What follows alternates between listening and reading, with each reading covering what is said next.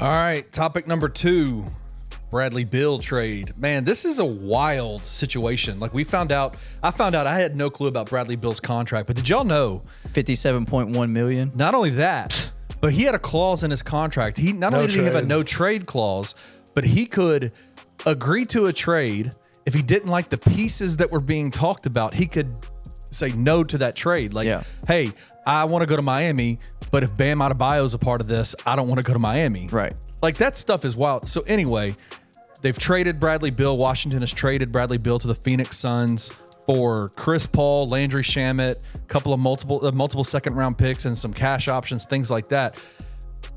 This trade is crazy. What are y'all's thoughts on this trade? Then, real quick, the Wizards didn't just send away Bradley Beal. Isaiah Jordan Todd. Goodwin and Isaiah Todd also part of the package. Yeah, I mean, with this trade, it really feels like Nets 2.0. When Brooklyn got Kyrie and Harden and KD, and everyone was like, this team's going to win a championship. Walk to a championship. Everyone assumed this is going to work. It'll work. And there is a caveat with that, though. There was never any health. Those 3 players never played together. It never worked. But a similar situation could arise with the Phoenix Suns. Like, KD has not shown that he could stay healthy as of late. Bradley Beal has had his own injury issues as of late, and they have nothing outside of them 3. DeAndre Ayton, probably, I don't see him being a part of the Suns' future. I think he has a $32.7 million option. I just don't. I don't know. No, he's on contract for 3 more years. That's what I'm saying.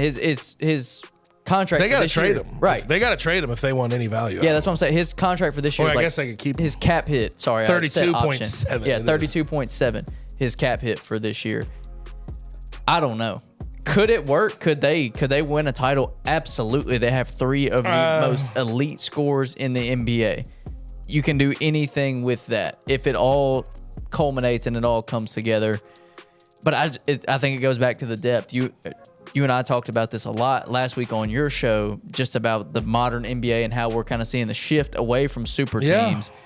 And this is the Suns probably walking into a mistake. This is the last-ditch effort before the next CBA hits, where you're going to have all these luxury tax blankets and pay way more in the luxury tax. You could lose your mid-level exception, your free agent signing ability if you pay too much on your contracts, on your salary cap table. Don't they have 5 players right now? No. They have more than that. But I think they only have 5 players on a contract. Well, maybe. I think it's KD, Beal, Book, Josh Okogie, and DeAndre Ayton. I think that's the only players that they currently have on contract. Campaign's not on contract? No, he's a free agent. Torrey Craig? Free agent. Ish Wainwright.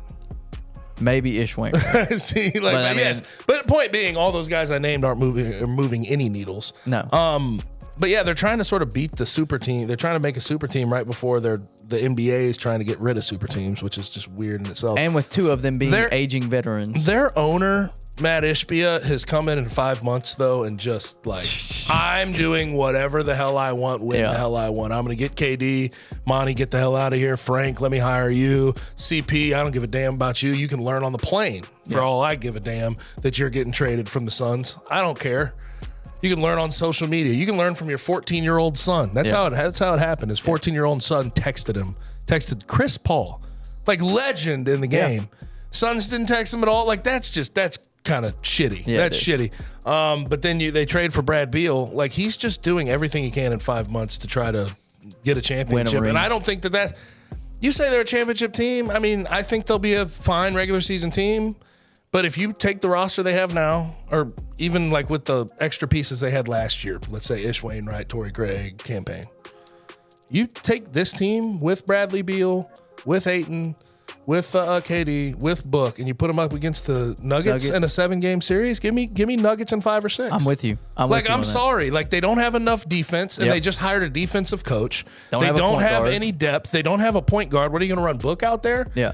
I guess you can, but is that maximizing who Devin Booker is as a player? No, he should probably be off ball some possessions and as maximizing Kevin Durant and Bradley Beal. So what are you going to start campaign at point guard? Like what? Like you can get all these you can get all the superstar talents you want in the world, but you have to put together a decent team with decent pieces, and you have to have some damn depth. I think the team before Matt Ishbia took over, when it was Chris Paul, Ayton, Book, and Cam Johnson and Mikal Bridges, was better. I think that team is better than what they have right now. If you put those two teams, the current one, what they have now in a 7-game series, I'm taking the first. I'm with you. Monty Williams' sons. I am 100% with you. They've just... Yes, you've gotten all these exciting pieces. You could probably sell tickets. You're going to have butts in the seats. You're selling hope. But at the same time, I think it's a worse basketball team than it was a year ago at the same time. And your future is completely mortgaged. It's cooked. It's gone. You have no future. You're gonna be screwed in the salary cap after all the new rules kick in. You're going to be screwed as far as the draft goes. You got rid of all your first-round picks for Kevin Durant. You got rid of all your second-round picks I'm glad you think Beal. the same as me, because some people are like, they'll tell you you're overthinking things if you think that this is not going to work. Well, the only reason I don't think it's going to work fully is because you don't have anything in the way of depth. Yeah. You have nothing surrounding these guys. Yeah. And you don't have like a put-together team. Yes. You have 3 unbelievable scorers. Yeah. But that's it. That's it. That's what your best defender is a 34-year-old Kevin Durant on a fixed Achilles, on a damn repaired Achilles. Right. And we talked about this last week on your show, Gabe. We talked about the Nuggets staying the course with their core and with Michael Malone. And I'm 100% with you. If the Suns stuck with Monty Williams and they stuck with CP3 and campaign and just built around it, Mikal Bridges, incredible talent. Cam Johnson, I love Cam Johnson. Devin Booker, DeAndre Ayton, like all the pieces that they had, they went to the finals, right? I'm not tripping. Yeah, you did. Yeah, went to the finals 2 years ago. Mm-hmm. Yeah, 2021 went to the finals. Then they lost to the Mavs, and then they sold the team and blew everything up. Right.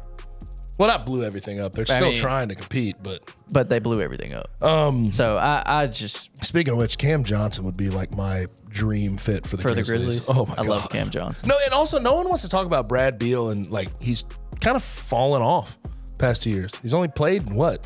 Well, he hasn't fallen off. He's played 40 games and 50 games, and like his 3-point percentage is like what, 34%? Yeah, but he hasn't. I wouldn't say he's fallen off. He's not. I'm not saying he's like still one of the best scorers. I'm not saying he's Wizards MJ. You know, like I'm not saying he's completely done or AI in a Grizzlies jersey. I'm not saying he's that. What I am saying is that he is just.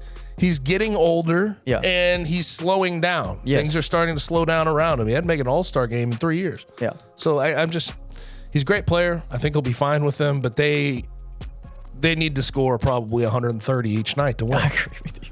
Before we move on past this, y'all have talked a lot about the Suns. I want to talk about the Wizards for a second. What? You know what's funny is Kenny. I ignore the Wizards part of this whole thing. Because it's like they're irrelevant. What in the actual hell are they doing? I mean, they knew that they're idiots. They had to get rid of Bradley Beal, and this is what they were going to get. But also, you know how stupid it is. Like, here's the thing: I've been calling the Wizards stupid. for a long time. No so this is not new. You know how stupid you have to be though to sell off everything this year when you could have had a high pick for this year's draft by selling it off last year, and you could have got Wemby, Scoot, or Brandon Miller, or anybody at the top. And then pair that with Kristaps and Bradley Beal. Jackasses. Yeah. You would have sold off Brad Beal last. Okay, yeah. And you probably wouldn't have paid him 5 years, $251 million. He just sat there and got max after max after max, and they were not contending for shit. They weren't doing anything. But honestly, the reason I don't go in on the Wizards is because I expect this type of poverty from the Wizards. They are a poverty Like, you get what I mean? Like, that's 100%. The reason I don't even... Now they're just selling everything, and they're going to take on bad contracts is what I heard through a report. It's just like they have gone from, let me pay a premium to suck, to, okay, let me stop paying that premium. I'm still going to suck. It just doesn't do anything to change my opinion on the Wizards as a whole. They always suck. Yeah, very similar to another small market team in the Trailblazers. Just keep handing Damian Lillard contract after contract, but not put anything around them, not help him out at all. I think Dame is a more transcendent superstar than Brad Beal. I do too, but I'm just saying it's the same situation. They've handed contract after contract, but they've never done anything to help Damian Lillard out. The Wizards actually, like, if you'll remember, there was a time once upon a time where you thought the Wizards could get something done with John Wall and Bradley Beal. Yeah. Like you were like, okay, maybe this could work out, but then John Wall's injuries and Brad Beal's just sitting there. I never thought that with the Blazers. Purgatory.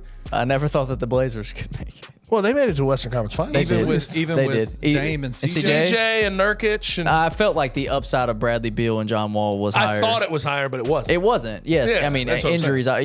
Clearly it panned out that the Blazers were better, but it always felt like when those two were stacked up, that potential of the Wizards felt like it was there, like they just especially and also Eastern Conference. You got that. Okay, damn, they can make some waves in the Eastern Conference. Never did. Didn't do a damn thing. All right, Kenny, wrap us up.